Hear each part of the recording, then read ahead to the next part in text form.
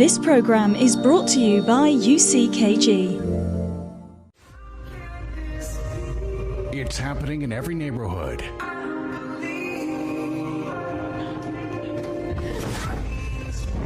the door! Who is it?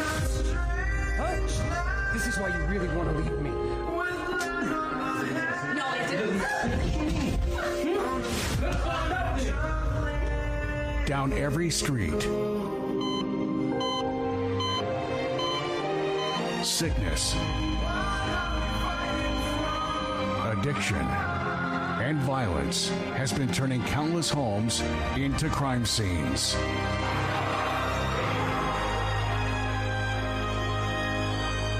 Suffering, depressed, alone, suicidal. I actually came from a really good family. You know, if you looked at my family, you would say that, oh, she's got no reason to get depressed. They were loving. I had everything that I needed at home. You know, financially we were stable. I never wanted for anything. My parents were amazing, but I started to develop from the age of 16. I started to think about my future, and then I realized that one day I was actually going to die. I'd never thought about death before. And then when I started to think about the whole concept of death, I started to have my first panic attack.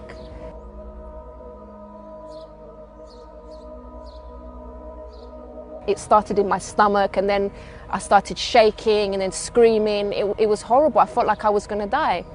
And from that point, that's when I started to get depressed. I was always anxious. So anywhere I would be, even if it was a nice day like this, I'd be in a lovely park. Inside, it was like this kind of nerves, like uncomfortable. And I would feel like something heavy on me. Like there was a heavy load on me all the time. I didn't feel like I could speak to anyone because I really felt I was the only one that felt this way. You know, I felt like I would lose my friends, and even I thought if I explained to my family what was going on, I felt like I would make them start thinking the same way and they would start to have what I had. So it was like I felt like I had some kind of disease that I would pass on to my family.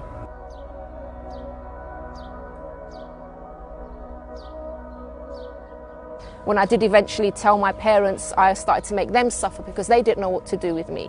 They didn't know how to help me. So one day I asked the counsellor, what do I do about this? And he said to me, I'm not here to tell you what to do, I'm just here to listen to you. And for me it was like, I don't need to talk about it anymore, I need help. What do I do to get rid of these feelings? How can my life change? And in the end, because I saw that it wasn't helping me, I ended up lying to the counsellor and to my parents and said, oh, everything's okay now, just so I could come off the list. Things got worse from there.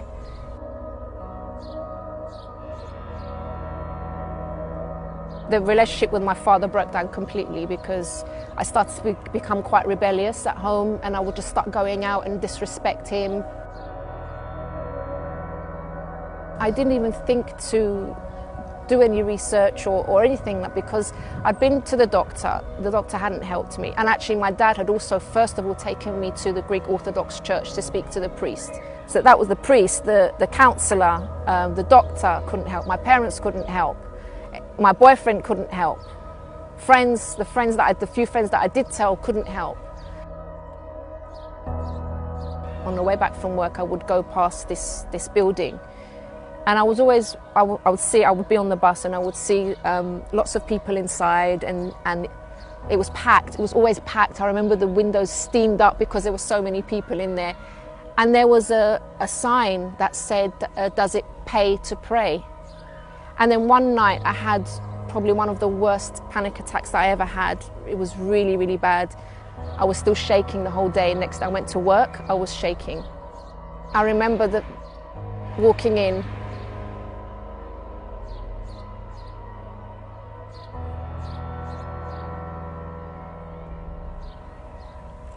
I walked in, it's like, as soon as I pushed the door open, it's like the shaking stopped. I felt like I had walked somewhere familiar.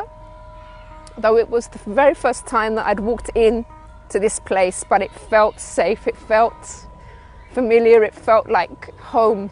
For the first time, someone said to me, your life can change. I felt better immediately, when I left that first day. I never had a panic attack again after that very first service, never again. Today, my life is the complete opposite of what it used to be. I'm genuinely happy now. It's not fake, I'm not putting on a front. I never thought I could actually reach this point where I would feel this way, because when you've been through something like depression and other mental health issues, it really feels like you're stuck forever and like there is no future for you. But now I look forward to every day. Every area of my life has changed, including my marriage. Because now, we get on so well, we laugh so much, we're always joking around, messing around, we act like teenagers. We're in our 40s, but we act like teenagers today. So what I would advise someone that's going through depression or any other mental health issue is start attending the UCKG Help Centre, but go determined, believing that your life can actually change. And stick with it, persevere, because your life's not going to change completely overnight. You will see a difference immediately, I believe, but it's something that you have to persevere, you have to keep going with.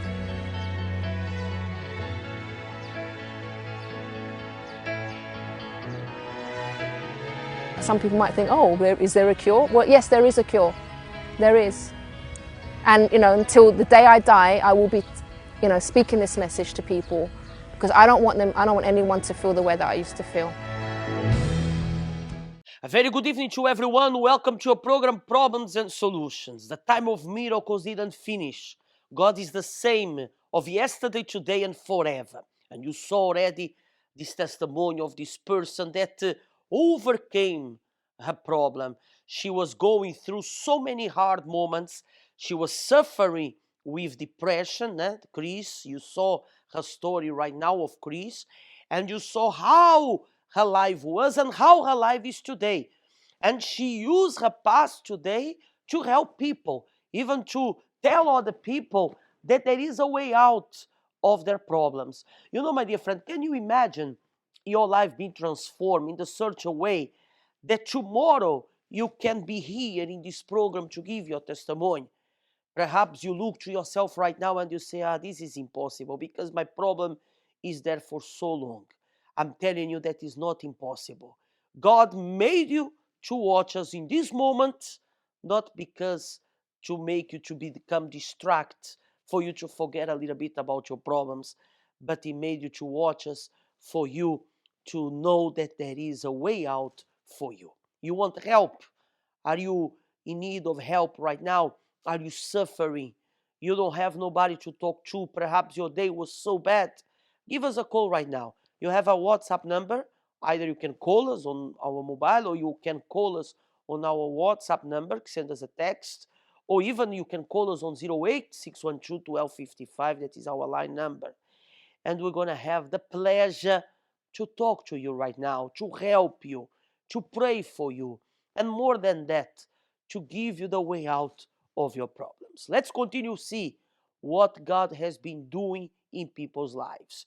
Every Thursday at the Universal Church, we have a prayer for the family and for the love life. And many are those who are suffering, especially in the love life. Let's see the restoration that God has been doing in people's lives, especially in this area, the love life. I had so many expectations for my life. I thought I would go to university, or do what I wanted to do, travel, get married, be happy, and have a happy family. But everything, every area of my life, especially my family, was destroyed.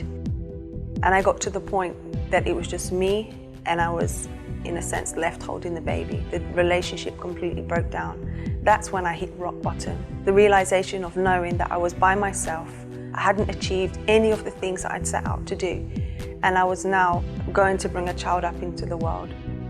I would cry myself to sleep. I would cry in the mornings, and even if I wasn't physically crying, inside there was so much pain, so much hurt from so many things, and now being in this situation I didn't know how to handle. The tears didn't stop for such a long time. And the change happened when I realized that things could change, that I didn't have to be unhappy. I was invited to a women's meeting, And I understood that I could be happy, that although the situation had been so difficult until now, being a single mother wasn't the end of the world, that I could achieve everything that I wanted. But for that to happen, I needed to start with myself. I started to understand the power of prayer. I started to understand what it was to have faith. I started to understand what it is to invest in myself, and all those things that had been holding me down, the complexes, the insecurities. I started to understand that I can achieve things, and I needed to change my focus from the situation, from my child, to myself, and to use the faith that I had found to put things and my problems into God's hands. Today I can look at my child and I'm proud. I'm proud to be a mother. I have inner peace. I'm happy with myself. I value myself.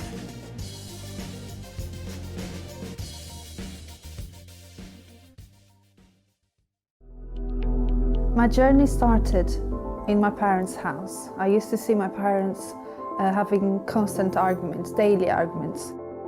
My mom would always complain about my dad, addictions, affairs, his lack of love and care for the family. I was very young when I met this boy, he was a bit older than me.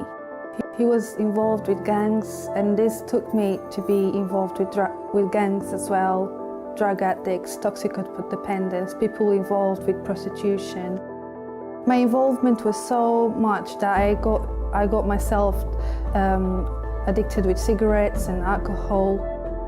This relationship became abusive. He was aggressive due to the drugs and alcohol and all of his involvements on this. He became very aggressive towards me and the children. After a few years of fight, of hard work to change this relationship, it didn't work. I had to finish with it. We'd end up separating. A couple of years after, I've met Ricardo with the hope that I will be happy now. Unfortunately, sometime after, I found out that he was involved with drugs. He was a humanizer and he loved night clubbing and nights out.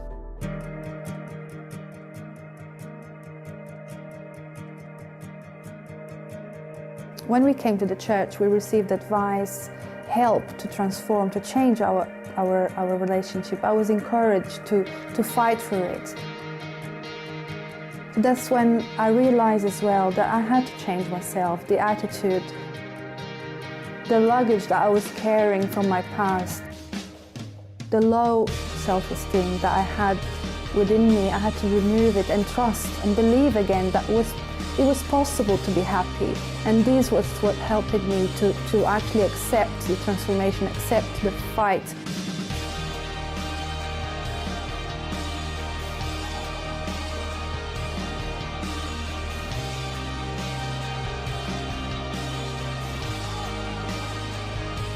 Today we have a wonderful relationship. We are married and very happy. We work together, we make decisions together. We are a team. I cannot expect more. Keep dreaming to get better and better with the years come in the presence of God. My dear friend, lift up your face, lift up your head, and take this attitude of faith like these people did, and join us in one of our services. When you arrive here at the Universal Church, especially tomorrow Thursday, is the day that we invest in the love life, that we teach you how to be happy.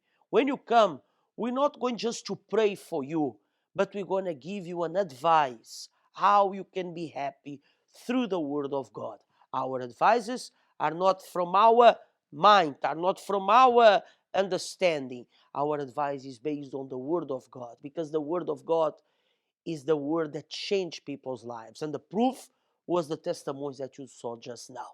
What you need to do now is to give your step of faith. You can only see, or you can only say if works or not works if you try. Maybe you knock at many doors, you tried in many ways, you are disappointed. You are even disappointed with religious. But I'm here to tell you that I'm not presenting to you religious. I'm presenting to you a faith that works. If you want our help, we have our doors open every day. Our address is Birger Jarlsgatan 106. We are very near to the t-bana Tekniska, also near to Plan.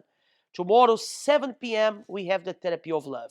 But the doors of the Universal Church are open every single day, and you are our guest to join us. For more information, even about the love therapy, or even more information about the Universal Church, you can visit our website, www.uckg.sc. Have a wonderful night. May God bless you, and I'll see you next time. This program is brought to you by UCKG.